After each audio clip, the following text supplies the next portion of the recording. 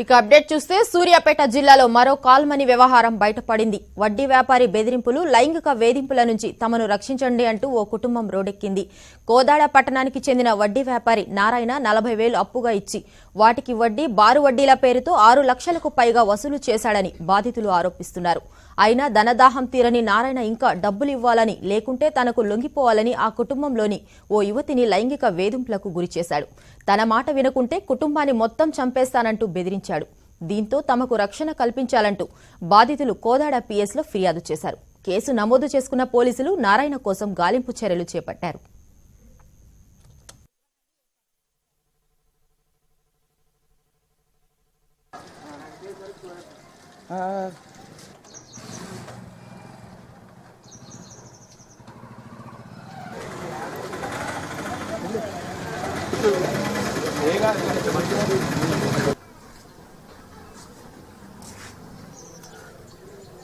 అక్కడ పాప అవసరం ఇక్కడ జాలీగా అక్కడ మనం ఇల్లు కబ్జా చేసిన వాళ్ళు కాబట్టి వాళ్ళనే పాప పనిలేదు.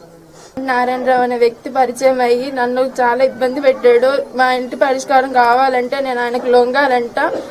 నువ్వు రాకపోతే మాత్రం నీ ఇల్లు పరిష్కారం కాదు, నీ అన్న జీవితాన్ని సర్వనాశనం చేస్తా, మీ ఇంట్లో అందరినీ చంపేస్తా అని బెదిరిస్తున్నాడు. ఆయన నుంచి నాకు రక్షణ కావాలి, నాకు న్యాయం జరిగేలా చూడండి. అంతా నా చదువు కూడా ఆపేసాను. నేను ఇప్పుడు ప్రజెంట్ డిగ్రీ ఫైనల్ ఇయర్ చదువుతున్నాను.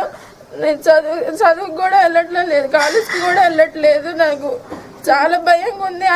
ఆ వ్యక్తి నుంచి చాలా భయంగా ఉంది.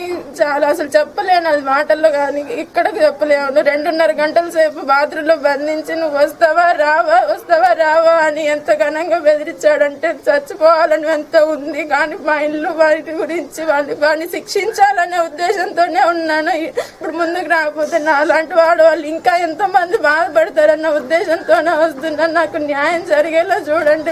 మీకు చేతులెత్తి జోడిస్తున్నాను. ప్లీజ్ నాకు న్యాయం జరిగేలా చూడండి. నిమిత్తం పరిచయమైన ఇతను ఊరుగట్టి నారాయణరావు నా పిల్లని చూశాడు ఫిబ్రవరి 16వ తారీఖు నాడు 2016 సంవత్సరంలో. 40 రోజుల్లోనే పిల్ల మీద హెరాస్మెంట్ చేశాడు. ఇంకా నీకు డబ్బులు కావాలన్నా, చేయాలన్నా, రావాలన్నా, నీ ఇల్లు పరిష్కారం కావాలన్నా నా చేతుల్లోనే ఉంది. అవతల వాళ్ళు నా మాట వింటారు, యువతల నువ్వైనా సరే నా మాట వింటే తప్ప నీకు ఇల్లు వాకిలి దారికి రాదు అంటూ ఏప్రిల్ నెల 6వ తారీఖు నాడు 2016 సంవత్సరంలో రాత్రి మేము జెండా లేపుతున్నాను కూడా ప్రచారం చేశాడు. నా ఇంటికి డప్పు కొట్టించిండు, మానసికంగా హింస పెట్టిండు. ఒక ఇల్లాలుగా ఏవైతే జరగకూడదో అవన్నీ జరిగినాయి. నా బిడ్డని, నన్ను, నా కొడుకుని, నా కుటుంబాన్ని సర్వం నడి వీధిలో తీసుకొచ్చాడు. సూర్యాపేట జిల్లాలో మరో కాల్మనీ వ్యవహారం బయటపడింది. వడ్డీ వ్యాపారి బెదిరింపులు, లైంగిక వేధింపుల నుంచి తమను రక్షించండి అంటూ ఓ కుటుంబం రోడ్డెక్కింది. కోదాడ పట్టణానికి చెందిన వడ్డీ వ్యాపారి నారాయణ 40,000 అప్పుగా ఇచ్చి వాటికి వడ్డీ, బారు వడ్డీల పేరుతో 6 లక్షలకు పైగా వసూలు చేశాడని బాధితులు ఆరోపిస్తున్నారు. అయినా ధనదాహం తీరని నారాయణ ఇంకా డబ్బులు ఇవ్వాలని, లేకుంటే తనకు లొంగిపోవాలని ఆ కుటుంబంలోని ఓ యువతిని లైంగిక వేధింపులకు గురిచేశాడు. తన మాట వినకుంటే కుటుంబాన్ని మొత్తం చంపేస్తానంటూ బెదిరించాడు. దీంతో తమకు రక్షణ కల్పించాలంటూ బాధితులు కోదాడ పిఎస్లో ఫిర్యాదు చేశారు. కేసు నమోదు చేసుకున్న పోలీసులు నారాయణ కోసం గాలింపు చర్యలు చేపట్టారు.